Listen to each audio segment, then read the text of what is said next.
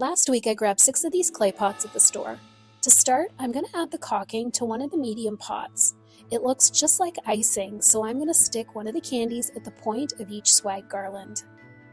While the caulking is drying, I'm going to work on the next medium pot and use some green paint to mimic icing dripping down. I'll start with a big ring around the ledge of the pot, and then I'm going to go back around and add in the icing drips. Next up, I'm going to add icing dots all over the last medium pot using the caulking. While the caulking is still wet, I'm going to add some red and green paint dots so they look like candy onto each of the caulking dots. They look so cute. While the 3 larger pots dry, I'm going to start working on the small pots.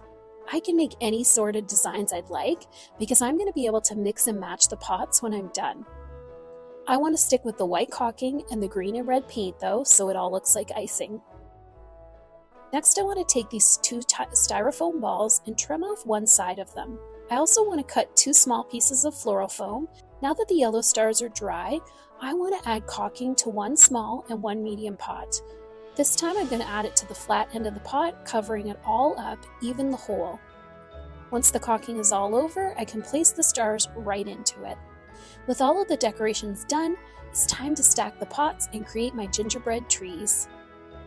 These gingerbread trees were so fun to make and made me feel like a kid again.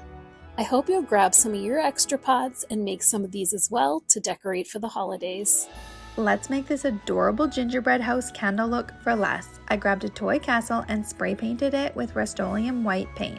I painted 2 coats and then I used brown acrylic paint for everything except the roof. I painted 3 coats of brown, letting it dry in between each coat. I used a small brush to get into all the nooks and crannies. Once that was dry, I painted the roof with white acrylic paint and I sprinkled glitter on top. I also painted a glass tray both sides with 2 coats of white acrylic paint.